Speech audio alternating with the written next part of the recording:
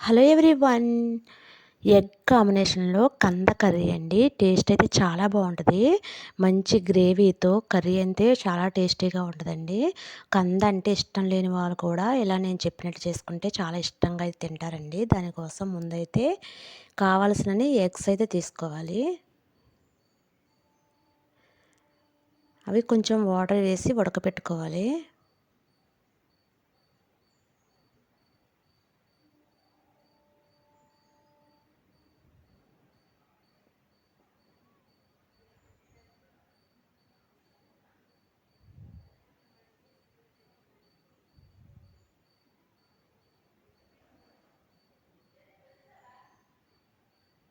తర్వాత 10 మినిట్స్ తర్వాత చూస్తే ఎగ్స్ ఉడికిపోయినాయండి. దానిపైన తొక్క కొంచెం పగిలినట్టు ఉంటే ఉడికిపోయిందని అర్థం. తర్వాత అవి వేడి నీళ్ళు తీసి చన్నీళ్ళు వేసుకుంటే తొక్క బాగా అయితే వస్తుంది. ఇలా తొక్క తీసుకుని చిన్న చిన్న నాట్లయితే పెట్టుకోవాలండి. నాట్లు పెట్టుకోకపోతే పేలిపోతాయి. అందుకని నాట్లయితే పెట్టుకోవాలి. తర్వాత అయితే ఆనియన్స్, పచ్చిమిర్చి కట్ చేసుకోవాలి. కంద చిన్న చిన్న ముక్కలుగా నేను చూపించినట్టు ఈ సైజులో కట్ చేసుకోవాలి. ఇది పులుసు కాబట్టి సైజు దొరికితే బాగుంటుంది. ఒక వంకాయ కూడా వేసుకోవాలండి. వంకాయ వేసుకోవడం వల్ల కంద కర్రీలో టేస్ట్ బాగుంటుంది. గ్రేవీ కూడా బాగుంటుందండి, బాగా వస్తుంది. తర్వాత ఒక గిన్నె అయితే పెట్టుకోవాలి. తర్వాత కావలసినంత ఆయిల్ అయితే వేసుకోవాలి అందులో.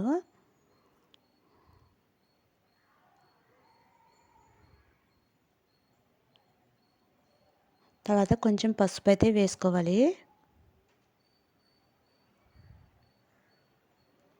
తర్వాత ఎగ్స్ అందులో వేసేసి గోల్డెన్ కలర్ వచ్చే వరకు వేగనివ్వాలి.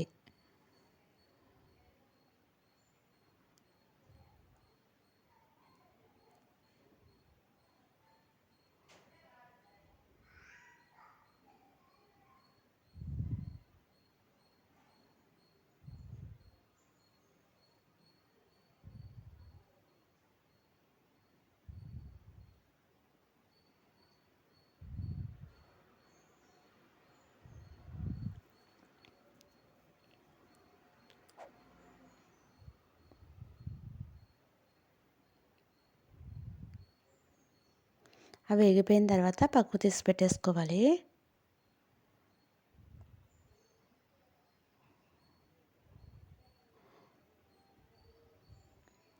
తర్వాత అదే ఆయిల్లో ఆనియన్స్, పచ్చిమిర్చి అయితే వేసుకుని వేయించుకోవాలి.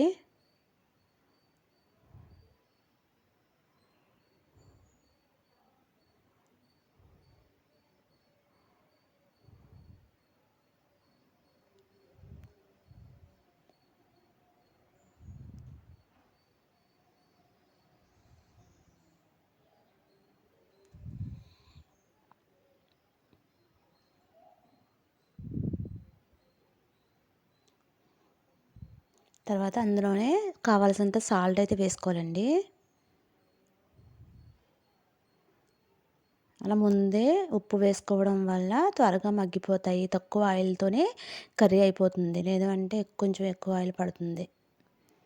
ఇంక ఇవన్నీ వేయించేసుకోవాలి.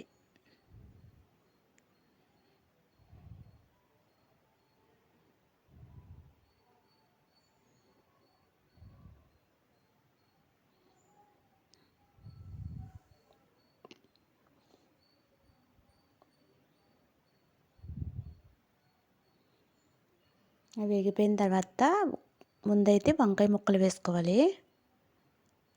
వంకాయ ముక్కలు కట్ చేసుకున్నప్పుడు వాటర్లో వేసుకోవాలండి. తర్వాత వాటర్లో తీసి కర్రీలో అయితే వేసుకోవాలి. కొంచెం వేయించాలి ఇవి.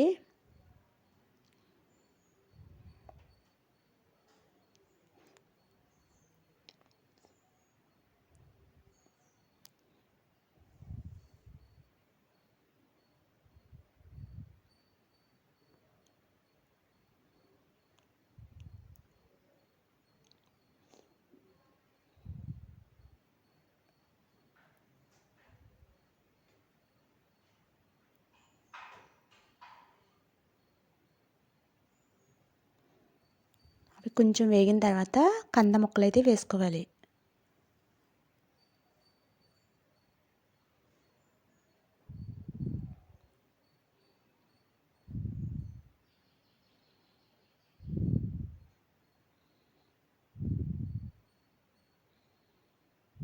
తర్వాత ఇవైతే ఒకసారి కలపాలి.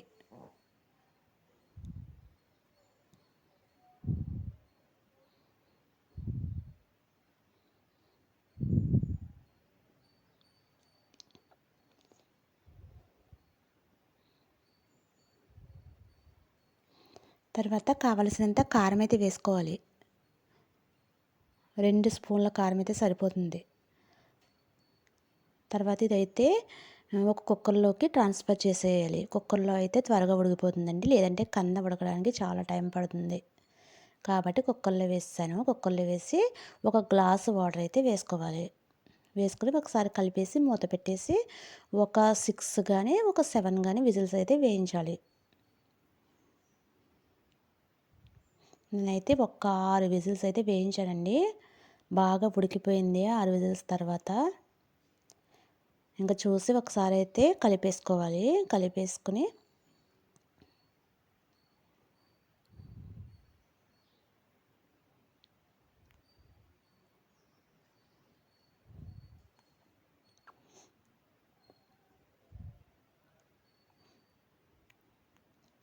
కంద అయితే బాగా ఉడికిపోయిందండి. చాలా సాఫ్ట్గా ఉడికిపోయింది. తర్వాత చింతపండు రసం అయితే యాడ్ చేసేసుకోవాలి అందులో.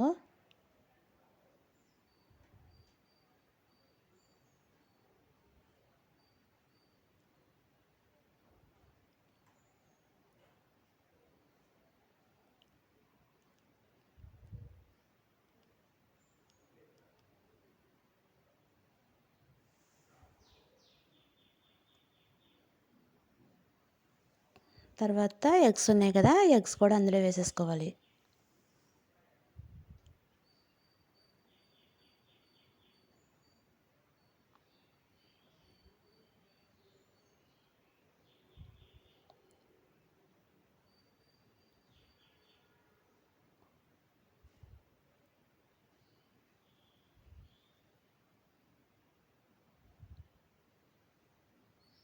తర్వాత దీంట్లో కొంచెం బెల్లం అయితే యాడ్ చేసుకోవాలండి. కంద కర్రీలో కొంచెం బెల్లం వేసుకోవడం వల్ల టేస్ట్ చాలా బాగుంటుంది.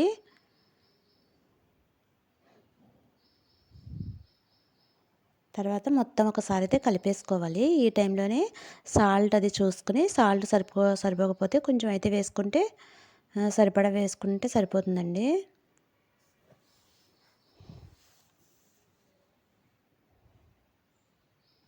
నాకైతే కొంచెం సాల్ట్ అయితే తక్కువైంది, అందుకనే కొంచెం వేసుకుంటున్నాను.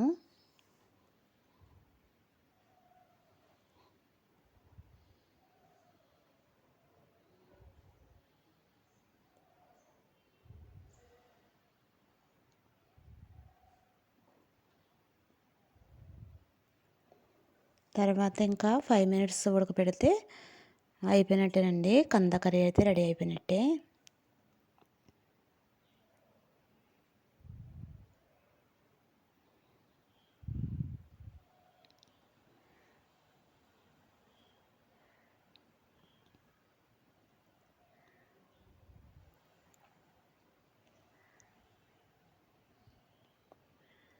అంతేనండి, ఎంతో టేస్టీగా కంద ఎగ్ వంకాయ కాంబినేషన్లో కర్రీ అయితే రెడీ అయిపోయింది. ఇదైతే చాలా సాఫ్ట్గా ఉడికింది. మంచి గ్రేవీతో చాలా బాగుందండి. వీడియో నచ్చితే సబ్స్క్రైబ్ చేసుకోండి. ఒక మంచి వీడియోతో మీ ముందుకు వస్తాను. Bye bye.